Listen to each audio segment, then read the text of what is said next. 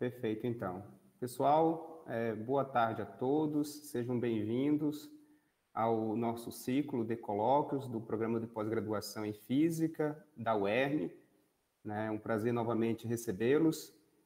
Hoje, dando início ao final do nosso ciclo de colóquios do ano de 2020. Né? Então, hoje a gente tem aí o prazer de receber o Rodrigo, o Dr. Rodrigo. Muito obrigado em nome do nosso programa, Rodrigo. E assim eu vou passar a palavra para a professora Aldinês, que vai fazer aí a sua apresentação. Muito obrigado. Obrigada, Léo. Bom, boa tarde a todos. Primeiro eu quero agradecer ao Rodrigo von Marten, nosso colega que veio apresentar um pouquinho da sua pesquisa aqui, com que ele trabalha.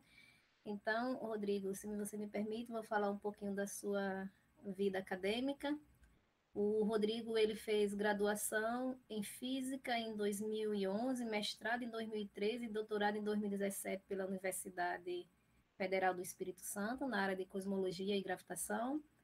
Ele começou um pós-doutorado no Observatório em 2018, aí depois ele foi para a Suíça, na Universidade de Genebra, e depois retornou para o Brasil, e atualmente ele faz pós-doutorado no programa de PCI, que é o Programa de Capacitação Institucional do Observatório Nacional, e as áreas de interesse dele são as áreas de cosmologia e gravitação, atuando principalmente nos temas de energia escura, teoria de gravidade modificada e formação de estrutura.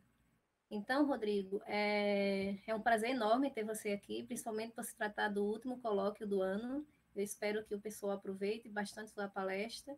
E é isso, certo?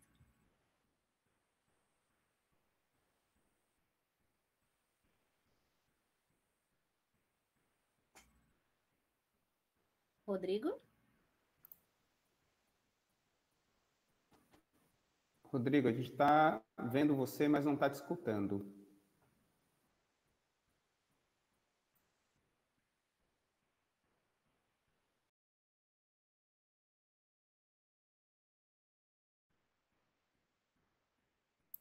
Talvez, se você desabilitar a câmera, pode ser que dê certo. Isso, tente.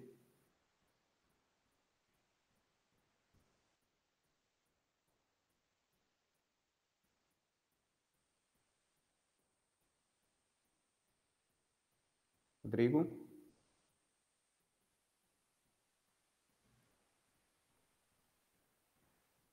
Então, faça o seguinte, Rodrigo. Por favor, você saia e entra de novo, que às vezes acontece isso. Infelizmente, é esse nosso mundo, ótimo.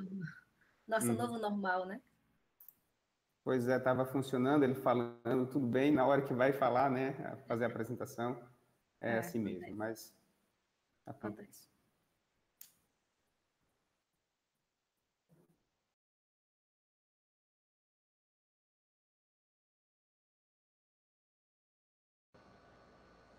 Alô? Oi, Rodrigo. Pronto, Rodrigo. Tudo ok. Alô, consegue me ouvir agora? Sim. Sim. Ótimo. Perfeitamente. Ótimo. Então, você pode começar, Rodrigo, por favor. Muito bem. Desculpa esse inconveniente, mas quer dizer que é um prazer dar o seminário aqui. Uma pena não poder ser presencial, mas também tem o lado bom que a gente consegue alcançar mais pessoas assim. Ok, meu nome é Rodrigo, eu vou apresentar o meu trabalho de pesquisa dos últimos tempos, que obviamente não foi Rodrigo, feito... Eu? você precisa compartilhar, viu? Para não esquecer. Claro. Só um minutinho.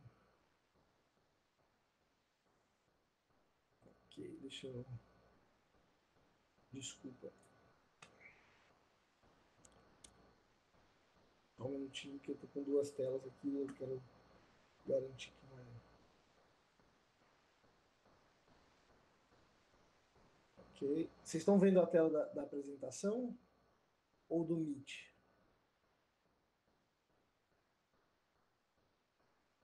A gente está vendo... Da apresentação, Rodrigo, agora. Ótimo. Uhum. Agora tem que botar no modo... Isso, ótimo. Ótimo. Muito bem, então, desculpa aí todo esse inconveniente. sou um pouco desastrado mesmo. Eu vou apresentar um pouco da minha pesquisa nos últimos anos, claro, feita em colaboração com um monte de gente. Meu nome é Rodrigo, eu estou no Observatório Nacional, sou pós-doc lá, e eu vou falar sobre degenerescência no setor escuro e consequências observacionais dessa degenerescência. Ok?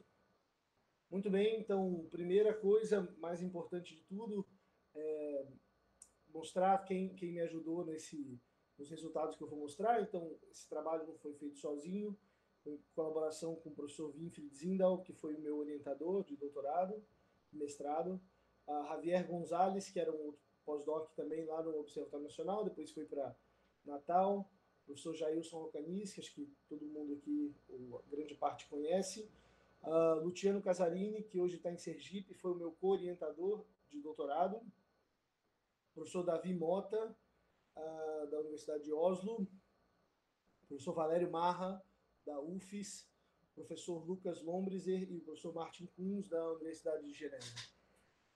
Eu vou passar mais ou menos por 4 papers, esses 4 que estão aqui, e, por favor, qualquer dúvida, qualquer coisa, pode perguntar a hora que quiser. Muito bem, esse é um pequeno outline da apresentação. Vou começar com uma introdução, modelo padrão, coisa assim. Quem tem assistido os cursos do Carlos já vai saber tudo isso daqui que eu vou falar. Depois eu quero falar sobre modelos de interação no setor escuro. Depois a degenerescência no setor escuro e como que ela está relacionada com o modelo de interação. Depois eu quero comentar sobre como é possível usar esse formalismo da Dark Degeneracy para desenvolver um approach model independent para estudar o setor escuro. E, por último, eu quero mostrar um mapeamento que existe de modelos que são de interação e modelos que são dinâmicos, que é a parte principal da Dark Degeneracy. Para terminar, algumas conclusões e perspectivas. Muito bem. Então, quando a gente fala de cosmologia padrão, pelo menos cosmologia de Leipheimer, a gente precisa de 2 coisas. Uma teoria de gravidade e um conteúdo material. Quando a gente fala de cosmologia em geral, a gente pode falar de inflação e tal, mas aqui eu quero falar só sobre Leipheimer Cosmology, só sobre a expansão acelerada.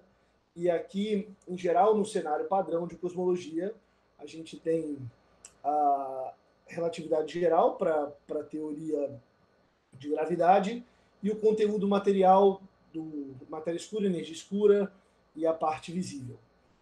E uma coisa importante aqui é o seguinte, que vai ser chave para entender essa Dark Degeneracy, é que quando a gente analisa as equações de Einstein, as equações de Einstein relacionam aqui da parte esquerda a parte geométrica com a parte material, que é direita em azul. Mas esse tensor de energia-momento é o tensor de energia-momento total do universo. E as equações de Einstein elas não dão nenhuma restrição sobre cada componente individual. E isso vai ser importante para a gente conseguir estabelecer essa Dark Degeneracy. Okay? E esse é o cenário padrão que a gente tem da parte do conteúdo material, que é o que eu vou abordar essencialmente aqui. A gente tem neutrinos relativísticos e fótons aqui, essencialmente fazendo que é a parte da radiação, os elétrons, prótons e aqui que são toda a matéria composta de átomos, que são os baryons, a gente chama de baryons, e a gente tem esse dark sector aqui, esse setor escuro, que a gente não sabe o que é, a gente não sabe a natureza desse setor escuro, mas as medidas indicam que ele compõe 95% do universo atual. Ok? E aí a gente pode definir o modelo cosmológico padrão, que é essencialmente assumir a relatividade geral como a teoria da gravidade e o conteúdo material feito das componentes visíveis, a gente consegue ver os baryons e a radiação, e do setor escuro, que aqui a gente vai dividir em matéria escura fria, que é uma matéria exótica que parece que não interage muito com o eletromagnetismo, ou não interage, ou interage muito fracamente, e a energia escura descrita pela constante cosmológica. Então, esse é o modelo lambda CDM, modelo cosmológico padrão. Esse modelo cosmológico padrão, ele tem tido um relativo sucesso observacional. Na verdade, alguns anos atrás eu diria que era um grande sucesso observacional, porque existem vários observáveis de naturezas completamente diferentes que ele consegue fitar bem com o mesmo conjunto de parâmetros.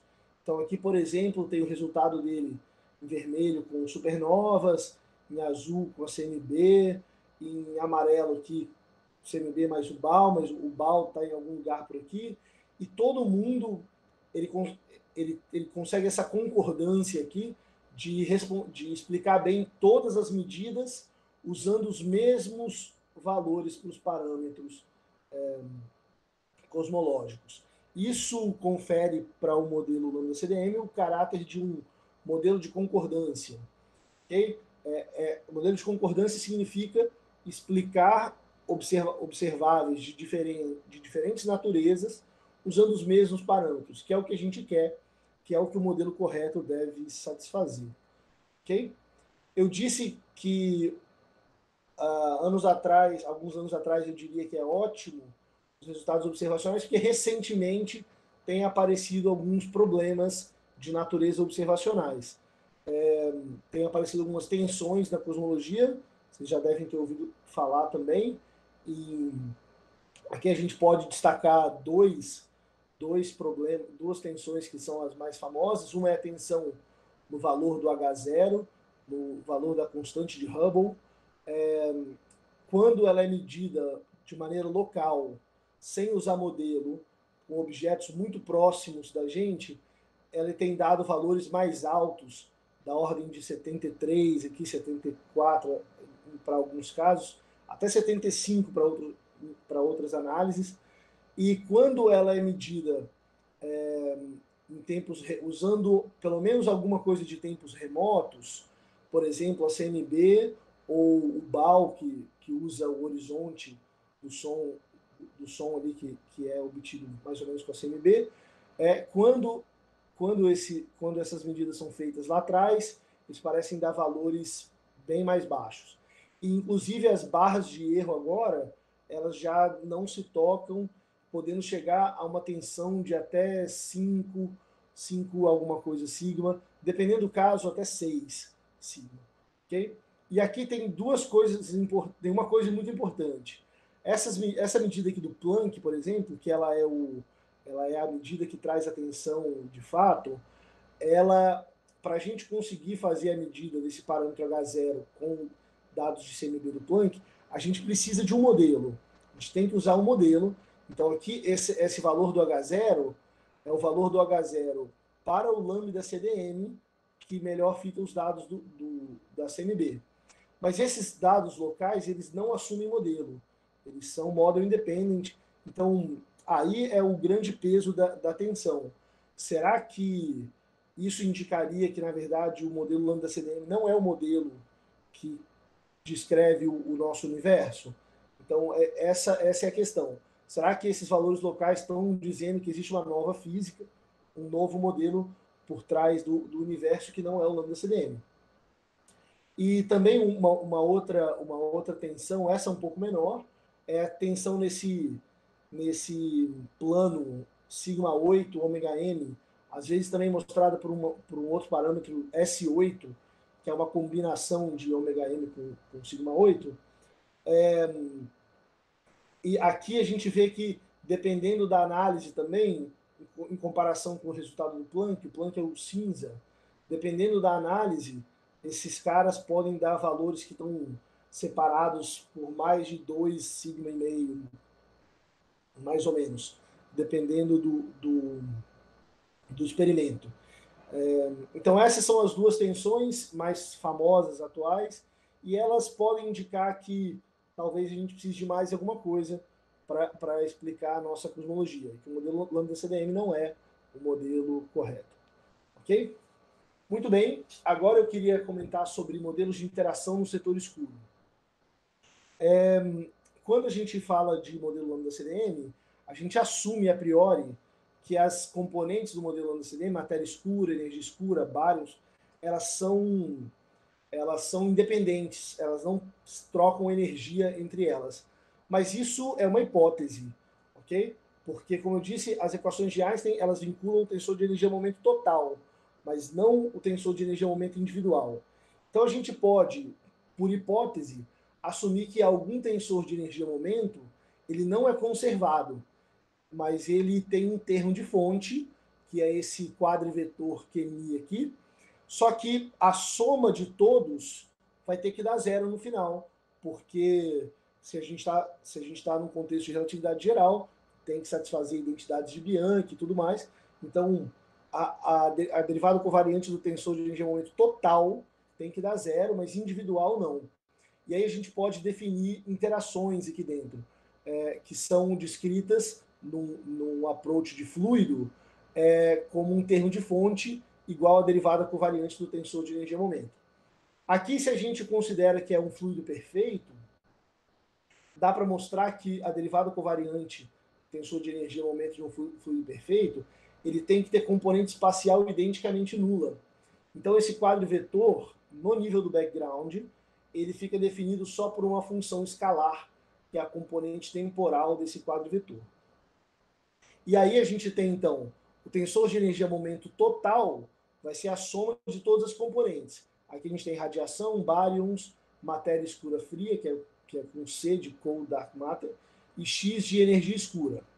Se a gente assume que a radiação e os baryons se conservam separadamente, então a derivada covariante do tensor de energia-momento deles é zero, e desses dois a gente fala que não é zero, porque eles podem interagir entre eles. Por isso que é uma interação no setor escuro, interação entre matéria escura e energia escura, e isso vai me levar para a seguinte condição. A derivada covariante deles tem que ser igual a essa função Q, só que elas devem ter sinais opostos, porque quando eu somar tudo, tem que dar zero. Ok? Isso, no nível do background, leva para a adição desse termo de fonte, Q aqui nas funções, nas equações de conservação, e quando eu escolho um modelo de interação, na prática eu vou dar uma forma explícita para essa função aqui. Então, quando eu falar, essa função é igual, um exemplo, a ρx, isso eu estou especificando um modelo de interação. Esse aqui é o caso geral. Muito bem. A gente vai assumir primeiro um ansatz físico, uma hipótese, de que essa interação ela é dada por essa expressão aqui, que é 3 vezes H, o parâmetro de Hubble. Gama é uma constante que vai determinar a força da interação. Quando gama é zero, a interação é zero. E quanto maior o gama em módulo, mais forte é a interação. E esse R é uma função arbitrária que só depende de ρc e ρx. Só depende das componentes que participam da interação. Okay? Aí a gente pode sempre reescrever as equações de conservação, só que aqui a gente pode colocar esse 3H em evidência e tudo mais. Eu não vou entrar em muitos detalhes aqui, mas... e aí é conveniente introduzir uma função que é esse R, que é a razão entre ρc e ρx. É a razão entre a densidade de energia da CDM com a densidade de energia da energia escura. E aí, se a gente toma a derivada desse R, fica esse cara que está aqui, e olha só, esses termos aqui, ρc ponto sobre ρc, ρx ponto sobre ρx, a gente pode tirar das equações de conservação. E aí é possível escrever uma equação diferencial para esse R, usando as equações de conservação. Aqui, então, na prática, o que a gente fez foi propor uma abordagem alternativa para os modelos de interação com base nessa função R, que é a razão ρc, ρx. E aí a gente define também uma função de interação, que é esse FR, que é associado com a função Q, que é aquela função de fonte, através dessa expressão aqui. E aí sempre a gente pode escrever uma equação diferencial para R dessa maneira aqui. Okay? Na prática, não tem nada de novo em física, ok? Mas essa abordagem ela é particularmente conveniente por dois motivos. Primeiro, que existe um mapeamento um para um com a outra abordagem. Por exemplo, o que eu quero dizer com isso? Tanto faz eu escolher qual é a expressão do Q ou qual é a expressão do F. Porque se eu defino um, eu já tenho o outro naturalmente. Então aqui tem uma tabelinha que mostra isso. Se eu escolho esse F como 1, o Q já fica determinado como essa expressão aqui. Se eu escolho o F como 1 mais R, o Q já fica determinado como essa expressão. Então, tanto faz eu escolher F ou Q, não importa. E o segundo ponto mais interessante é, as equações de conservação, elas sempre vão ser separáveis, quando eu escolho dessa maneira. Por quê? Porque eu posso fazer o seguinte, eu posso resolver a equação de R, essa equação aqui, eu escolho o modelo escolhendo o F de R. Aí eu posso resolver a equação de R, e aí depois eu posso pegar o F e o R que eu conheço e substituir aqui na equação de Rosset, por exemplo. E agora ela é separável. Aí eu resolvo, descubro quem é o Rosset, e aí posso descobrir o Rx naturalmente pela definição do R. Então, ao invés de resolver um sistema acoplado, eu posso resolver a equação de R e uma equação de conservação que eu quiser. Eu não preciso resolver duas equações acopladas, eu posso resolver duas equações desacopladas. Ok? Isso, como eu disse, não tem nada novo de física aqui, não tem física nova, mas do ponto de vista numérico isso é importante. É melhor resolver equações desacopladas do que um sistema de equações acopladas. Ainda mais dependendo da interação que você quer. Ok? Além disso, tem um fato interessante aqui, é que quando a gente resolve a equação para o R também, para o R também existe um mapeamento único que caracteriza a interação. Ou seja, para f de R igual a 1 e Q igual a esse Q que está aqui, o R vai ser esse cara que está aqui. R0 a menos 3 gama mais 1. O que isso significa? Que se eu quisesse também, era possível introduzir ou motivar um modelo de interação definindo quem era o R. Porque eu posso falar assim, eu quero um R desse jeito aqui, aí eu jogo o R aqui, nessa equação, aí eu obtenho quem é o F, porque eu conheço o R, posso fazer derivada dele, tudo aqui, aí eu vou obter quem é o F, e aí se eu tenho o F, eu consigo achar todas as minhas interações. Então, na prática, o que eu quero deixar bem claro aqui? Essas três grandezas, F, Q e R, elas servem para identificar modelos de interação com a mesma força. Tanto faz se eu sei quem é F, Q ou R. As três vão identificar o mesmo modelo de interação. Isso vai ser importante mais para frente. Então, se eu quero falar de modelos de interação, eu posso usar a abordagem tradicional com Q, eu posso usar essa abordagem com F de R, mas eu também posso usar um R, propor um R diferente que vai levar numa interação. Ok? Muito bem. Eu fiz uma análise para vários casos de F de R, um paper aqui com colaboração com Luciano Casarini, Davi Mota, Winfried Zindau. A gente analisou vários casos de F de R e fez testes com os dados mais atualizados da época. A gente usou cronômetros cósmicos, supernova, BAL e CNB. Na época, acho que era 2015, quando a gente submeteu. Aqui está o resultado para o primeiro F de R igual a 1, mas no artigo tem todos. Okay? Muito bem. Por que estudar modelos de interação? Recentemente teve esse Letter of Interest do SNOMES 2021, onde tiveram papers comentando sobre as tensões da cosmologia, e eles sugerem que modelos de interação podem ser importantes, podem ser alternativas viáveis para tentar abordar as duas tensões. A tensão do H0 e a tensão do sigma 8. Então eles têm tentado na moda para tentar resolver essas tensões mais recentes na cosmologia. Ok? Muito bem. Agora, a degenerescência do setor escuro. A degenerescência do setor escuro é uma coisa simples de ver, mais ou menos simples de entender, mas a ideia é a seguinte: se a gente pega as equações de Einstein, a gente sempre pode reescrever as equações de Einstein desse jeito que está aqui. Okay? Aqui o que eu fiz? Eu dividi o tensor de energia-momento em dois. Esse T com índice D é o tensor de energia-momento da parte dark, do setor escuro, que eu não sei quem é. E esse T com índice I é o tensor de energia-momento da parte visível. Então, o que acontece é o seguinte: esse Gemini é o tensor de Einstein, que tem a ver com a minha teoria de gravidade. Então, supondo que eu conheço a minha teoria de gravidade, pode ser relatividade geral ou qualquer outra, e supondo que eu conheço a parte visível da matéria, que eu sei que os baryons caem com A-3, radiação com A-4, então vem uma pergunta: como que eu posso definir o meu tensor de energia-momento da parte escura? Como que eu vou dividir esse tensor de energia-momento da parte escura? Ok? Primeiro, quantas espécies são? Eu tenho matéria escura e energia escura? Só? Pode ser mais? Pode ser menos? Uma coisa só? Segundo, qual é a equação de estado de cada um deles? E essas componentes, elas interagem ou não? E, de maneira geral, de quantas maneiras eu posso dividir esse tensor de energia-momento de maneira que vai dar exatamente a mesma coisa do outro lado?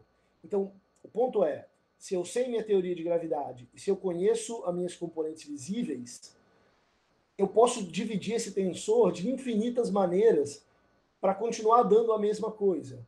Esse é o ponto. Se eu tenho um tensor de energia, eu posso dividir ele de várias maneiras para dar o mesmo resultado.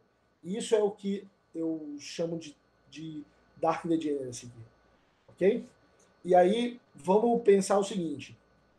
Vamos assumir que o universo é composto de radiação, baryons, matéria escura fria e uma energia escura que ela é dinâmica. Ela tem uma equação de estado variável. Essas componentes, elas não interagem e essas podem interagir ou não.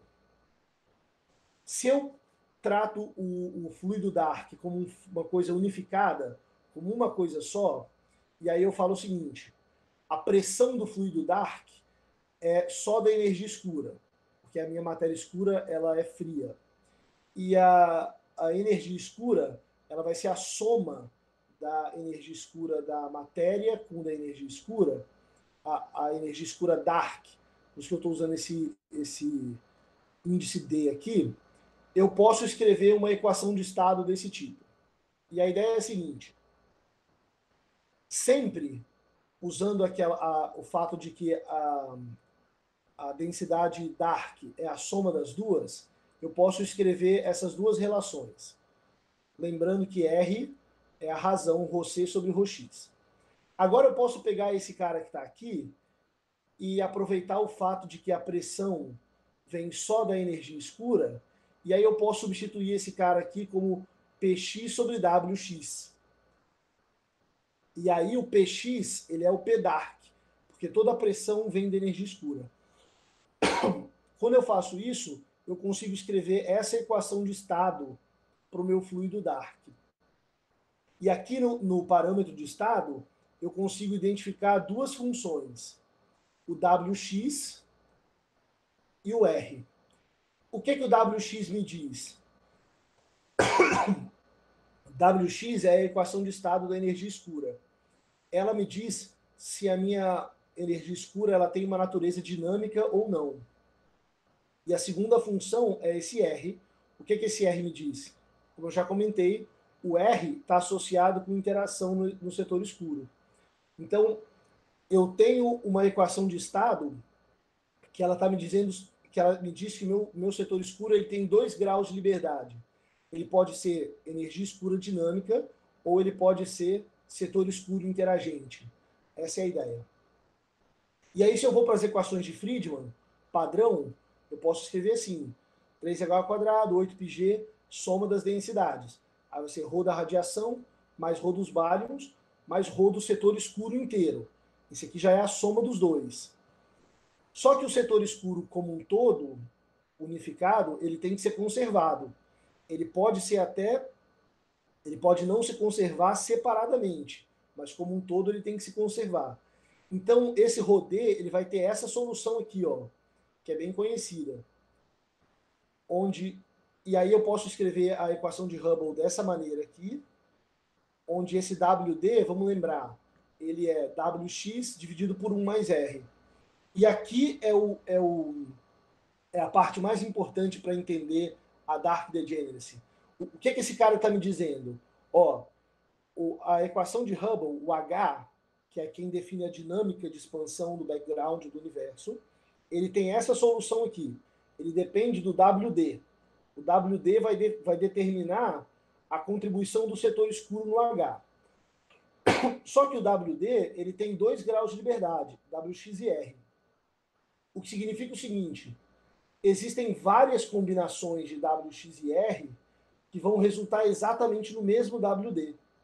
E se vão resultar no mesmo WD, vai resultar no mesmo H. E se vai resultar no mesmo H, significa que eu tenho modelos que são diferentes, que vão ter a mesma dinâmica de expansão. E não é só isso, eles vão medir distância da mesma maneira. E se eles vão medir distância da mesma maneira, isso significa que não existe dado baseado em medida de distância que vai ser capaz de distinguir esses modelos. Então, eu posso considerar aqui, por exemplo, WX-CPL, mas eu posso considerar um outro modelo que não é o CPL, mas que ele tem uma interação que faz esse WD ser o mesmo do CPL. E aí eu não vou conseguir distinguir o CPL desse modelo de interação que eu consigo criar. Então, existem vários modelos que são degenerados no sentido de medir exatamente o mesmo H, o mesmo fluxo de Hubble, e medir exatamente as distâncias da mesma maneira. Ok? Espero que esteja claro. Ok. Seguimos. A gente pode passar para analisar essa degenerescência no nível perturbativo também. Aqui está a métrica perturbada no gauge newtoniano, e aqui eu tenho meus potenciais gravitacionais. Aqui são as equações de Einstein, e eu tenho aqui perturbação da densidade de energia, perturbação da velocidade, aqui eu tenho a perturbação da pressão e o anisotropic stress. O que seria a degenerescência no nível linear para perturbações escalares? Seria o seguinte, eu vou assumir, do mesmo jeito que no background, o que eu fiz? Eu tenho H igual para os dois modelos, para modelos que são degenerados, ok? E eles vão ter Wx e R diferente.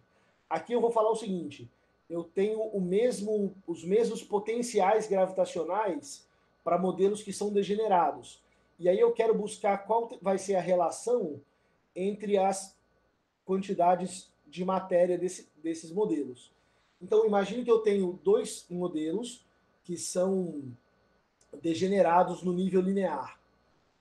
Para garantir que eles tenham os mesmos potenciais gravitacionais, usando as equações de Einstein, eu tenho que satisfazer essas condições que estão aqui.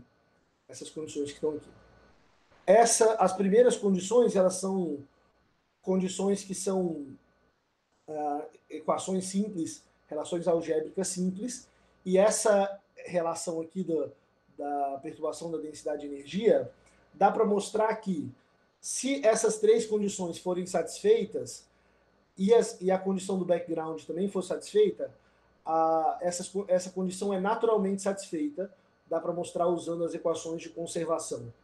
Okay? Eu não tenho tempo para entrar muito em detalhes, mas está discutindo em detalhes no paper.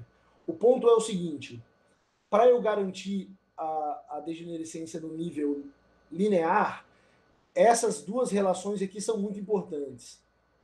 O que eu tenho que satisfazer eu tenho que satisfazer uma condição para a perturbação da pressão e para o anisotropic stress.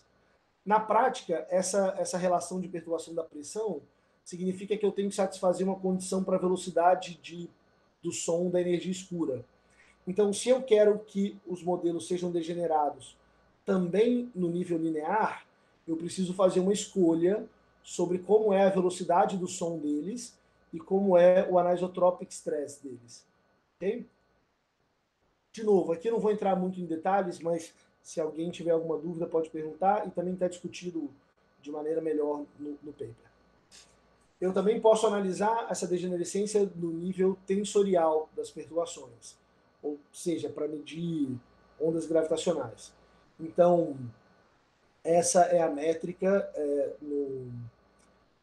para um grau de liberdade tensorial, e a equação de Einstein fica escrita dessa maneira aqui, onde esse cara aqui, ele é a contribuição tensorial do anisotropic stress. Esse cara que está aqui, ele é o parâmetro de Hubble, ok? Então dá para a gente ver o seguinte, se a minha condição de degenerescência do background já for satisfeita, então o lado esquerdo já vai ser igual para todo mundo. Então a única condição que eu preciso garantir para ter degenerescência no nível tensorial, linear tensorial, é garantir que o anisotropic stress seja igual para todo mundo. Se eu tenho dois modelos que são degenerados no background e nas perturbações escalares, e eles têm o mesmo anisotropic stress tensorial, é natural que eles vão ser degenerados para as ondas gravitacionais também, para a parte tensorial. Ok? Muito bem. Agora que essa degenerescência já está mais ou menos estabelecida, eu queria mostrar como é possível usar esse formalismo para usar um approach que é model independent. Para esse approach model independent, eu usei, claro, em colaboração, acho que o Javier, que é uma das pessoas que foram agradecidas no começo, ele é o expert nisso daqui, no nosso trabalho, a gente usou esse método não paramétrico, Gaussian Process, vocês estão tendo aula com ele, possivelmente, ele vai comentar sobre isso. Mas, essencialmente, o Gaussian Process é uma maneira de construir regiões de confiança sem usar nenhuma hipótese de modelo, mas ele usa só os dados e ele consegue reconstruir regiões de confiança que descrevem aqueles dados, ok? Isso tem sido bastante utilizado aí na literatura para reconstruir vários observáveis cosmológicos, e a gente também usou. Aqui eu vou dar um exemplo bem rápido, depois do curso do Javier vocês vão saber isso bem melhor, mas a ideia é como eu posso, por exemplo, reconstruir o parâmetro de Hubble partindo de dados de supernova. Ok? Então vamos lá. Quando eu tenho dados de supernova, os dados de supernova me dão um módulo de distância. Ok? Assim. E aí eu posso aplicar o Gaussian Process nos dados de módulo de distância. Igual a figura do slide anterior. Só que se eu tenho módulo de distância, através de uma relação aqui algébrica, eu posso achar quem é a distância de luminosidade. Então, se eu começo do μ, eu posso passar para o dl. Depois, com o dl, eu posso calcular a distância comóvel. Aqui. E com a distância comóvel, eu posso calcular o parâmetro de Hubble. Então, na prática, o que eu faço? Eu faço a reconstrução dos módulos de distância e depois eu vou sempre fazendo essas operaçõezinhas para sair do μ e chegar até o h. Ok? Na prática não é o h, é o e, que é definido como h sobre h0, e aí eu posso reconstruir o e aqui usando dados de supernova. Esses dois gráficos aqui foi o Javier que me passou, eu agradeço a ele. Muito bem. Aí a gente fez o seguinte, o primeiro trabalho que a gente fez com essa abordagem model independent foi propor um novo teste nulo para o lambda-CDM. O lambda-CDM tem alguns testes nulos propostos para curvatura, para o ômega-m. A gente propôs um outro teste nulo que chama-se teste R0, e esse R0 é a razão ρc sobre ρx hoje, que tem que ser um valor fixo, constante. Aqui. A gente pode resolver ele usando as equações de Friedmann do lambda-CDM, dessa maneira aqui, e agora a gente pode fazer o seguinte, aonde tem h sobre h0, a gente pode usar a reconstrução usando o Gaussian Process para ver se realmente os dados mostram que esse cara é constante. Okay? A gente fez isso nesse paper aqui com Valério Marra, Luciano Casarini, Javier e o Jailson. A gente fez usando... Aqui a gente tem que assumir alguns valores para H0 e para o ômega dos baryons. Aí a gente fez para 2 casos diferentes. Um quando a gente usou valores do Planck, que são model dependent, né? Mas o lambda CDM é essa linha pontilhada aqui e parece que ela passou no teste. Parece que ele satisfaz bem esse cara aqui, pelo menos em 3 sigma ele está dentro. Mas a gente também usou valores model independent.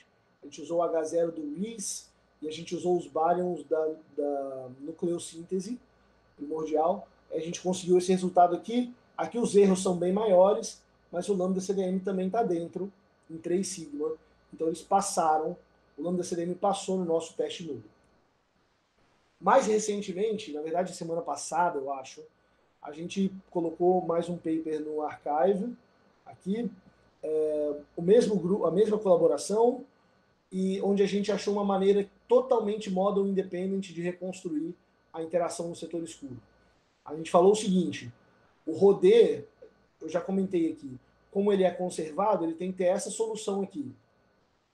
E aí a gente pode usar as equações de Friedmann e resolver as equações de Friedmann usando essa solução aqui. Então eu resolvi a equação de Friedmann para WD, essencialmente. Aqui, como tem uma integral, vai aparecer uma derivada aqui. Como tem a exponencial, vai aparecer um logaritmo aqui. E aí eu consigo reescrever quem é o WD em função do H e da derivada de H. Okay? De novo, esses caras aqui, o E, eles podem ser obtidos através dos dados usando o Gaussian Process. Foi o que a gente fez. Okay? Essa aqui é a nossa reconstrução do WD. Esse WD seria a equação de estado do setor escuro unificado. Okay? Então a gente consegue reconstruir essa equação de estado do setor escuro de maneira totalmente independente de modelo. Aqui o setor escuro pode ser qualquer coisa. E aqui está o nosso resultado. A linha pontilhada é o lambda CDM. A linha sólida é o nosso best fit. E as regiões são 1, 2, 3 sigma de erro. Okay? Então, de novo, parece que o lambda CDM está dentro de 2 sigmas das nossas previsões. Muito bem. Aqui a gente também consegue mostrar uma condição de aceleração ou desaceleração, né? De maneira totalmente model independent também. E aqui dá para ver que os dados realmente dizem que hoje, independente do setor escuro, o universo está acelerando. Independente de ser constante cosmológica, interagir ou não, esse resultado mostra com muitos sigmas que a gente está acelerando. Depois do W, eu posso reconstruir quem é o R. Porque vamos lembrar que o WD ele é igual a WX dividido por 1 mais R. Aí a gente fez o seguinte, vamos supor que o WX é menos 1, que a energia escura ela tem equação de estado igual a menos 1. Ela pode interagir, mas ela vai ter equação de estado igual a menos 1. Aí é possível reconstruir o R, que é associado com interação no setor escuro. Ele vai ter essa função aqui, e esse é o nosso resultado. De novo, o lambda CDM é o resultado tracejado, a linha sólida é o nosso resultado, e o lambda CDM está dentro aí de 2 sigma da nossa análise. Mas ainda tem espaço para uma interaçãozinha aqui. Qualquer desvio do lambda CDM indica que o R é diferente do lambda CDM, consequentemente tem interação, porque o R é associado com interação no setor escuro. Okay? Também é possível reconstruir a função f, aquela função de interação f, só que aqui ela já tem essa forma bem grandona, mais derivadas. Aqui os erros começam a ficar maiores, mas esse é o nosso resultado. A linha tracejada é o lambda CDM e as regiões são 1, 2, 3 sigma. Aqui a gente fez um plot um plot paramétrico, a gente pegou o resultado de F e de R e fez um plot de f de r para os nossos resultados. Ok? Isso é para mim. Na parte final desse artigo, a gente também quis fazer uma análise para perspectivas futuras para aplicar esse método. E aí a gente fez um forecast usando para alguns surveys que vão poder dar dados de parâmetro de Hubble. A gente tem os erros aqui que eles vão ter no futuro e alguns pontos de Z. E aí a gente, usando esses erros, a gente conseguiu chegar aqui. Para o WD, a gente vai ter, por exemplo, com o Euclid, um erro de mais ou menos 4%, aqui em redshift um pouco maior do que 1. Com o SKA aqui, banda 1, uma coisa parecida, e com o SKA banda 2 e JPass, a gente vai ter bons resultados também para baixo redshift. A gente também teve alguns resultados parecidos para medir o R. Esse aqui, de fato, medindo o R, que está associado com a interação no setor escuro. A gente também vai ter por volta de 4% com SKA com Euclid e boas medidas com JPass e SKA banda 2 em baixo redshift aqui. Esse resultado é muito legal porque as supernovas elas dão bons resultados até redshift igual a 1, mais ou menos. E depois a gente tem poucas supernovas, pelo menos antes do LSST. Mas agora a gente tem poucas supernovas depois de redshift igual a 1. Então, de certa maneira, esses resultados vão ser bastante complementares. Então, a gente possivelmente vai ter uma boa análise até redshifts mais altos, que é importante. Ok, para terminar, eu queria comentar desse mapeamento de modelos dinâmicos e modelo com interação. E aí eu queria propor que a gente pensasse o seguinte: 2 approaches diferentes. Um approach vai ser o approach dinâmico. No approach dinâmico, todas as componentes são independentes, elas são conservadas independentemente. Elas não interagem, não tem interação. Só que a energia escura, ela é dinâmica. Então ela tem um WX, que é função do fator de escala. O segundo approach é o approach interagente. Nele, o W é igual a -1. A energia escura não é dinâmica, mas em compensação, a energia escura interage com a matéria escura, como se eu tivesse um vácuo interagente. Okay? Agora eu vou fazer o seguinte: eu vou tentar achar um mapeamento entre esses dois modelos que vão dar no background exatamente o mesmo parâmetro de Hubble. Tentar achar um mapeamento explícito entre eles, de modo que eles tenham o mesmo parâmetro de Hubble. Só um comentário: essa degenerescência no setor escuro ela não é nova, ela já foi abordada várias vezes. Aqui são alguns exemplos. A primeira referência que eu consegui foi de 2002, mas o professor Martin Kunz analisou em 2019, o professor Saulo Carneiro e Humberto Borges também em 2014. Vamos lá. Agora eu quero que o H seja igual para os dois. Ok. Vamos lembrar, eu já mostrei essa equação aqui, e a solução do parâmetro de Hubble no nível do background, quando eu considero o fluido dark unificado, ela é essa daqui. Então, toda a informação do setor escuro está nesse WD. E agora, para achar a condição de degenerescência, eu vou fazer o seguinte: eu vou querer que o WD nos dois approaches seja o mesmo. Então, eu vou ter essa igualdade de WDs. E aí, para diferenciar um approach do outro, eu vou fazer o seguinte: sempre que for o approach dinâmico, eu vou usar uma barra em cima. Sempre que for um approach de interação, eu vou usar um til em cima. Então, na prática, o que eu quero é o WD barra tem que ser igual ao WD til. E se eu tiver isso, os dois modelos vão ter exatamente o mesmo H. Essa é a ideia. Aplicando essa condição para o WD, vamos lembrar, o WD ele é WX dividido por 1 mais R. Aplicando a condição de que eles têm que ser iguais, eu consigo chegar nessa relação de mapeamento. Essa relação de mapeamento, ela é muito importante para entender essa dark degeneracy. O que ela está me dizendo aqui? Ela está me dizendo o seguinte: se você me dá alguma equação de estado de energia escura, qualquer, você me dá um WX barra, eu jogo ele aqui nessa equação e te devolvo um R que vai te dar um modelo de interação que vai ter o mesmo H que o modelo que você me deu. Ok? E essa é a equação que estabelece o mapeamento entre modelo dinâmico e modelo de interação. Então, para qualquer WX barra que eu jogar aqui, eu vou ter um R de interação que vai dar o mesmo H que ele. Ok? E, consequentemente, se eu tenho R, eu posso calcular o F de R usando aquela equação diferencial de R lá e tal, e consigo definir meu modelo de interação. Uma coisa legal é, mesmo além dessa relação de mapeamento, se eu quero conhecer as soluções das densidades de energia, eu, na verdade, nem preciso usar ela.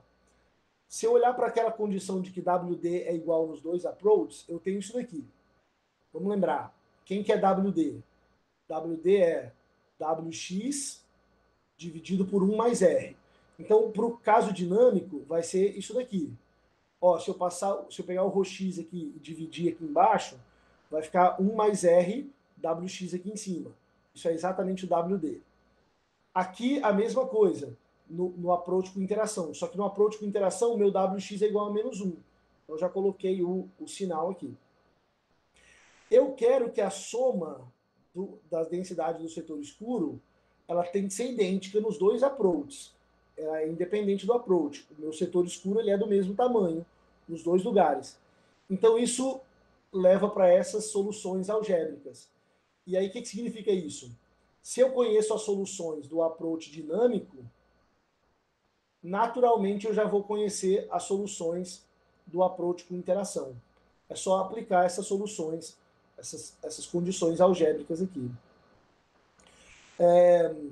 E aí uma coisa legal é que esses modelos, apesar deles terem o mesmo H, eles vão ter previsões diferentes para os parâmetros ômega. O ômega da matéria escura no approach com interação, ele na verdade vai ser um pouco desviado do ômega da matéria escura no approach dinâmico.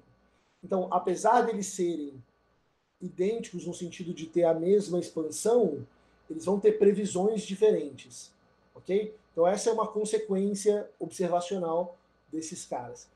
Aqui eu vou mostrar só um exemplo de maneira bem rápida, porque eu já estou com o tempo um pouco no limite.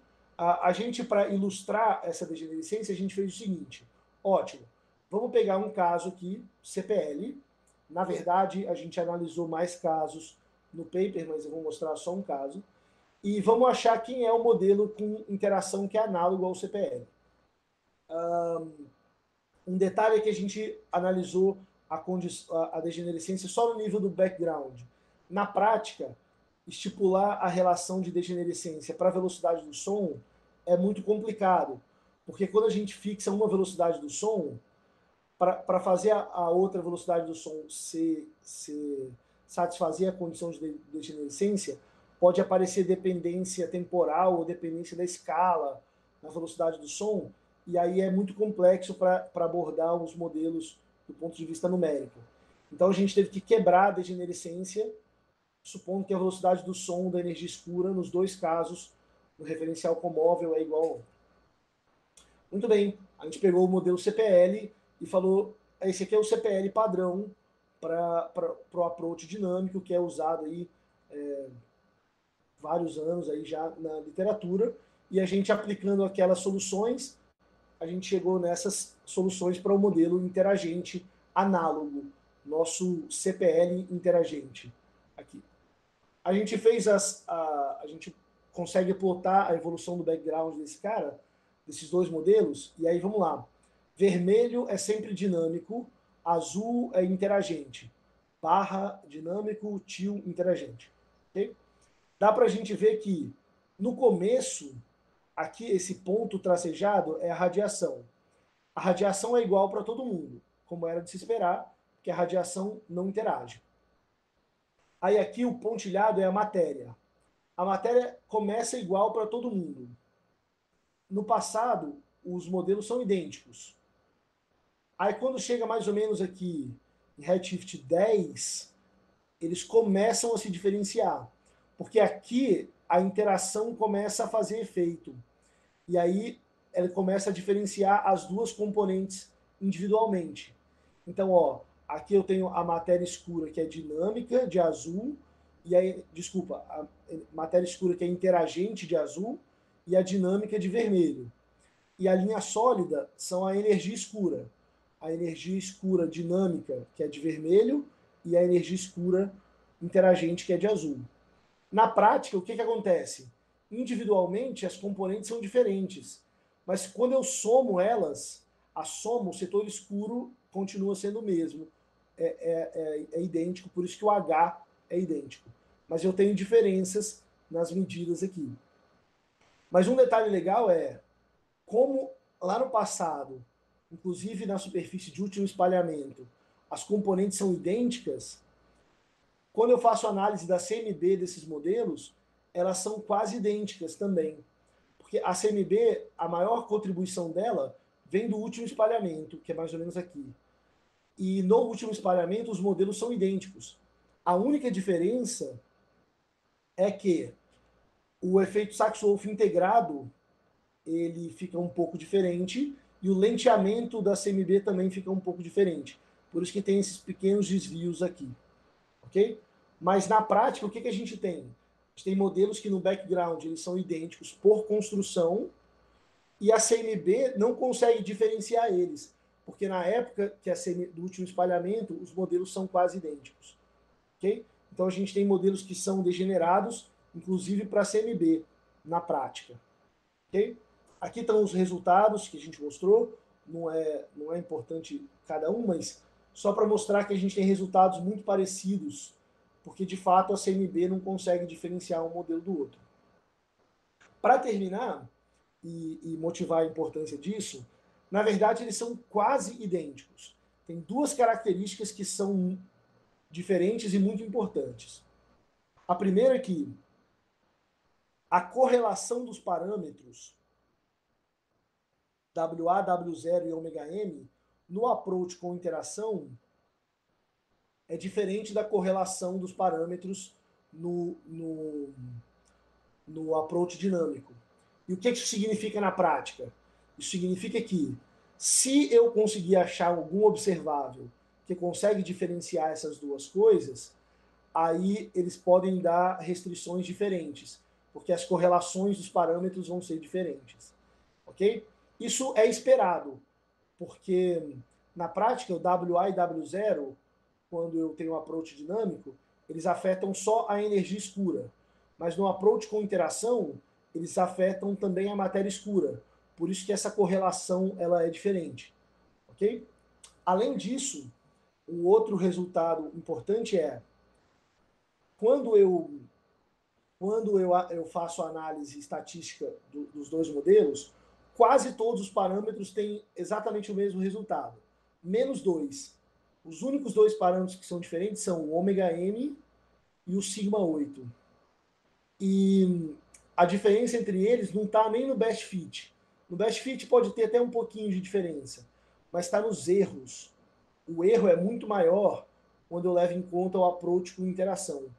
E isso pode despertar a seguinte questão: será que por um acaso a gente não está subestimando os erros e, na verdade, isso poderia aliviar a tensão do sigma-8? Será que quando a gente considera o approach dinâmico, a gente não está subestimando os erros do ômega-m e do sigma-8? E que, na verdade, se a gente usar o approach com interação, a gente conseguiria, essa tensão seria menor e seria mais facilmente explicada? Essa é uma possibilidade. Eu estou tentando fazer a análise de weak lensing para modelos com interação, é uma coisa que eu pretendo fazer no futuro. Para terminar, eles também possuem diferenças na parte do espectro de potência da matéria.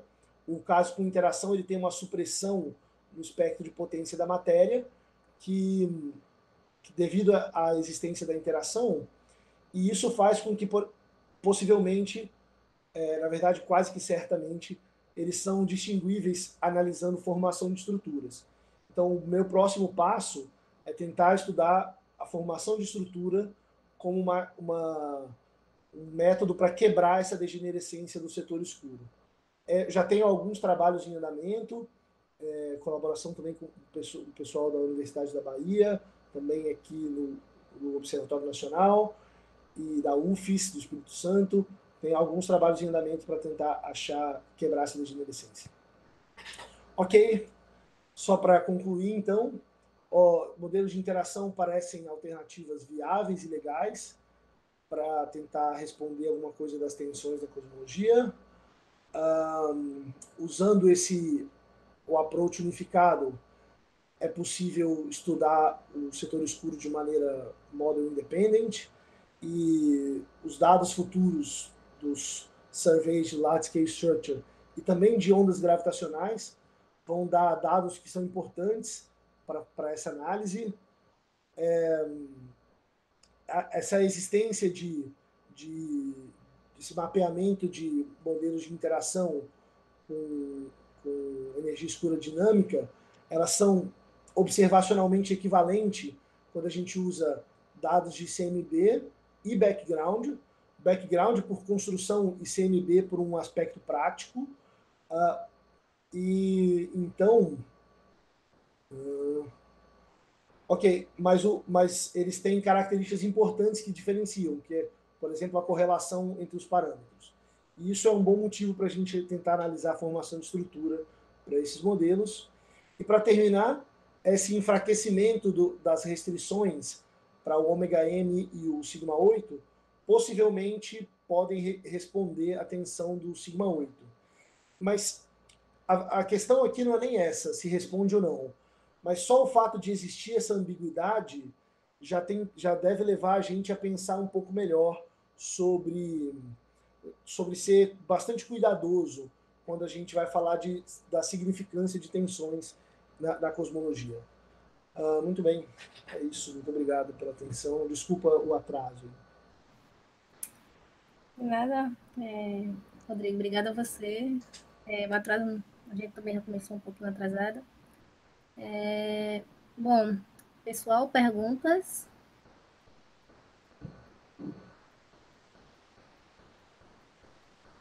Quem quiser fazer perguntas, é só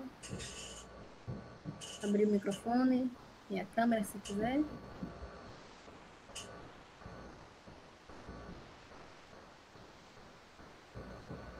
Rodrigo, deixa eu só fazer uma pergunta, assim, tipo, nunca estudei esses modelos de interação, mas você falou que queria que o seu próximo passo é estudar justamente analisar essa formação de estrutura desses modelos de interação, não é isso?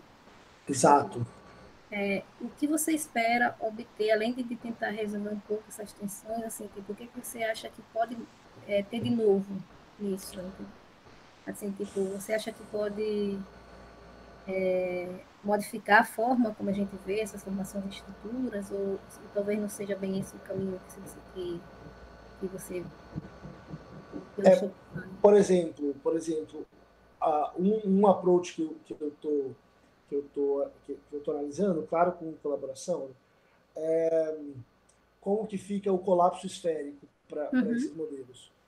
Aqui já dá para a gente ter uma intuição de como o espectro de potência ele é reduzido aqui para o caso com interação, de que possivelmente para algum redshift, na verdade essa figura aqui é bem legal. Aqui tem a matéria escura e em um determinado tempo ela cai em relação ao modelo dinâmico. Então, eu espero, e a gente já tem alguns resultados preliminares, por exemplo, na contagem de objetos colapsados em redshifts próximos agora. Então, e de fato a gente tem uma queda na quantidade de objetos colapsados. E esse é um problema do nome da CDM também. O nome da CDM normal, ele prevê mais objetos do que teria, assim. Então, essa é uma maneira, uma das consequências seria essa, a diminuição de objetos colapsados. Resta saber se é suficiente, se é distinguível ou não, e quanto que é essa diminuição, se ela é grande ou não. Mas um outro detalhe é que o F-sigma-8 também, que é um outro approach que eu também tenho trabalhado, é que o F-sigma-8 ele vai ser diferente nos dois casos, porque a equação do delta, ela, para o caso com interação, ele tem um termo de fonte da interação do lado direito. Então, vai afetar quem é o delta, e isso embaixo o redshift aqui, né? Ele fica diferente, então muda o F-sigma-8, então pode fitar diferente os dados. E aí tem uma maneira de quebrar a degenerescência. Essa também é uma possibilidade. O Rodrigo Holanda, ele pediu para avisar que vai te mandar um e-mail, que ele precisou sair, mas ele tem muitas dúvidas, depois ele te manda um e-mail. Tá bom? Ótimo, ótimo. Pessoal, mais perguntas? Bom, Rodrigo. Aldinês, deixa eu só fazer uma pergunta meio de leigo. Rodrigo, sobre essa questão aí de você, né, tirar essa degenerescência, existe algum teste experimental que vocês possam daí verificar ou será só analítico mesmo, teórico? Então, na verdade, quando a ideia apareceu, a gente esperava que a CMB quebrasse mais a degenerescência. O fato da CMB não quebrar a degenerescência foi uma surpresa, mas depois a gente entendeu por quê. Porque lá no passado eles são iguais. Então, no começo a gente esperava isso. Aí, agora, a gente espera que, por exemplo, dados de F-sigma-8, de Redshift Space Distortion, sejam capazes de quebrar a degenerescência. Mas a gente também não sabe, porque os erros desses dados são grandes ainda. Então, pode ser que agora eles não sejam suficientes, mas no futuro, esses próximos surveys vão dar bastante dado de F-sigma-8. Então, pode ser que no futuro, pelos resultados prévios que a gente tem, eu não vou bater o martelo ainda, porque tem que confirmar tudo com todo mundo, mas a previsão analítica de F-sigma-8 é diferente para os dois casos. Com certeza. Então, provavelmente, quando eu for fitar os dados, elas vão fitar em parâmetros diferentes. E aí vai ser uma quebra dessa degenerescência. Resta saber se vai ser suficiente para se as barras de erro vão deixar que essa degenerescência de fato seja quebrada. Além disso, possivelmente outros observáveis, tipo o weak lensing, também podem quebrar a degenerescência. Devem quebrar, porque eles dependem do Power Spectrum de matéria. Porém, eles usam um Power Spectrum não linear também. E aí, aqui a gente tem um problema, porque para os modelos dinâmicos, quando a matéria cai com A-3, existem receitas não lineares para descrever o Power Spectrum da matéria. Para modelos de interação, essas receitas elas não devem ser válidas, porque a matéria não cai com A-3. Então a gente ainda tem esse impedimento. Talvez a gente teria que rodar simulações para modelos com interação, para ver como que fica o Power Spectrum não linear, para poder analisar o weak lensing, por exemplo. Mas eles devem ser suficientes para quebrar a degenerescência também. Sim, obrigado. Deixa eu só agradecer, né, por você pela apresentação. Desculpa a minha falta de educação e parabenizar pela excelente apresentação, tá? Nesse mesmo caminho, só mais uma pergunta, Aldinês, por favor, antes de passar a palavra.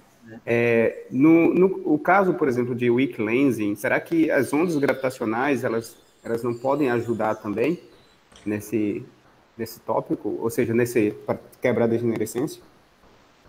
Não, quer dizer, depende do que você mede com onda gravitacional, mas se você usa onda gravitacional como sirene padrão, ela dá medida de DL, de distância de luminosidade, que depende só do H.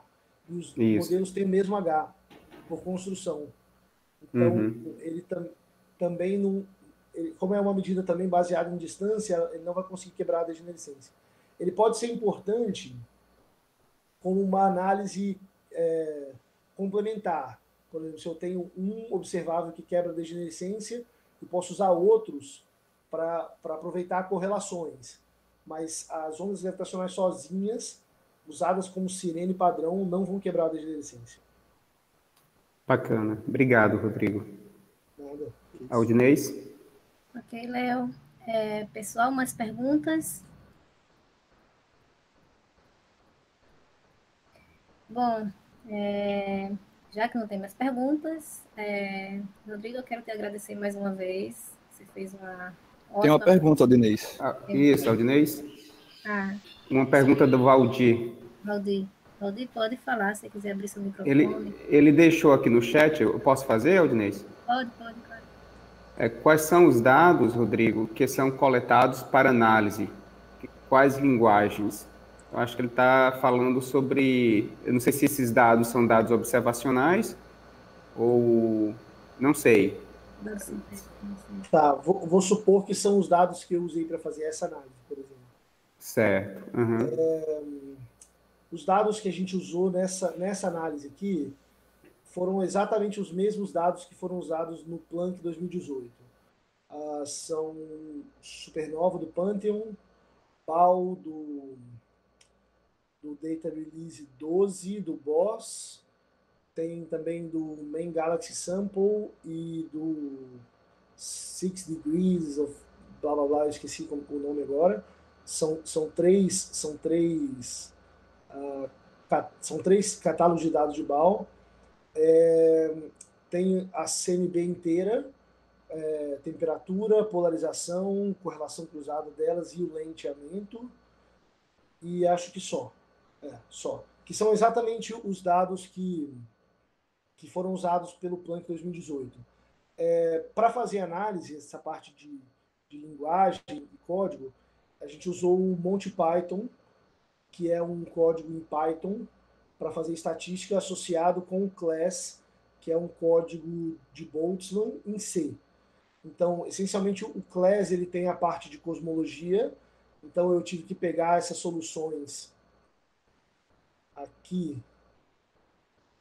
colocar no código para ele computar essas cosmologias, e aí ele faz análise estatística com o MontyPython. Então, C e Python, não precisa ser super avançado em C ou Python, porque o código já está escrito, você vai escrever nada, mas é só modificar o código. E todos esses dados, eles já estão implementados no MontyPython, então eu não tive dificuldade de pegar nenhum dado. Hoje em dia, inclusive, tem dados mais recentes do que esse. Na época, esses eram os mais recentes, mas já tem dados de BAL do Data Release 16 e coisas mais atuais.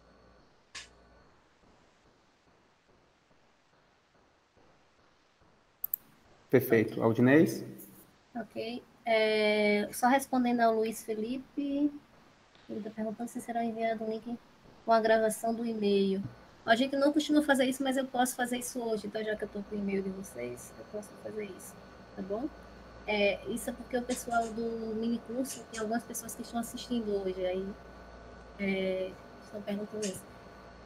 Então, Rodrigo, muito obrigada pela apresentação, uma extraordinária apresentação. É muito bom ter você aqui, né, fechando o nosso colóquio, né, que esse ano esse é o último do ano.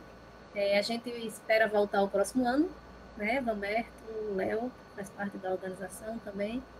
E é isso, agradecer a todos vocês por estarem presentes. Eu também, desculpa. Não, eu queria agradecer agradecer a oportunidade de dar o seminário. Sempre é bom dividir e ouvir opiniões, ouvir coisas sobre o trabalho. Eu adoro fazer isso. Sempre que posso, tento dar seminários em qualquer lugar. Agradecer as mensagens aqui também no chat, pela apresentação. Agradecer a todo mundo pela paciência, por ter aparecido hoje aqui. Mas é isso, então, espero que o próximo ano, também, se você quiser, já sinta-se convidado, quiser apresentar alguma coisa aqui nos nossos colóquios. Dizer que a gente espera voltar em fevereiro, não é isso, Roberto? Então, nós vamos dar uma breve palavra, né, eu, Léo e Gracinha, a respeito de tudo isso. Uhum. Então, Aí você vai falar mais algo? Não, só isso, agradecer a vocês mesmo e é isso. Tá bom, então, boa tarde a todos, né? Obrigado, Rodrigo, pela excelente apresentação, né? Fechamos com chave de ouro o nosso último colóquio. Parabéns, né? Quero agradecer a todos os presentes, né, que se fizeram presente neste colóquio e nos colóquios anteriores. Foi um ano bastante atípico, mas eu acredito que nós tivemos bastante êxito, né? Nós começamos os nossos seminários em julho, né, e conseguimos executar com sucesso 22 colóquios, né, sempre com um número grande de participantes. Então, assim, estamos muito felizes por ter realizado com êxito, né, durante todo o ano esses colóquios.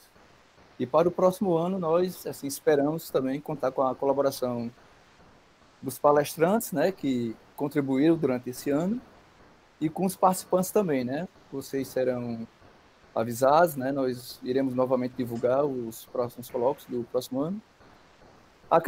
Espero, pelo Facebook, né? Nós tivemos alguns probleminhas com a divulgação no Facebook, de invasão, mas, enfim, esperamos resolver esse problema. De modo que acredito que o número seria muito maior de participantes se a divulgação tivesse sido mais ampla. Então é isso. Então, parabéns a todos. Eu vou passar aqui a palavra para os colegas Leonardo e Maria das Graças, para darem a finalização. Gracinha, você quer falar? Oi, Leonardo. Pode falar.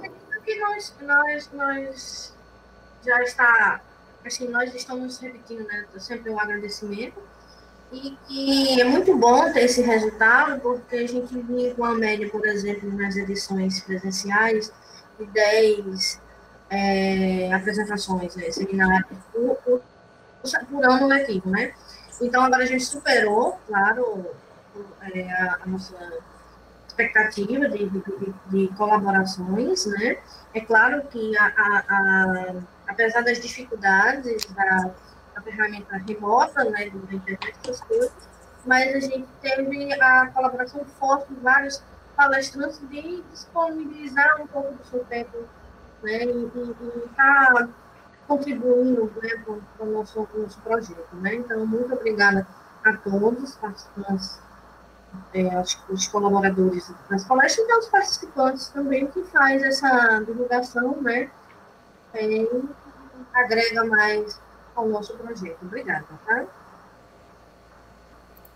Bem, eu acho que o Vanberto e a Gracinha já resumiram bem, né, todo esse, digamos, ano atípico que tivemos que nos reinventar, buscar novos meios de atingir as pessoas com o que a gente faz dentro da universidade, né?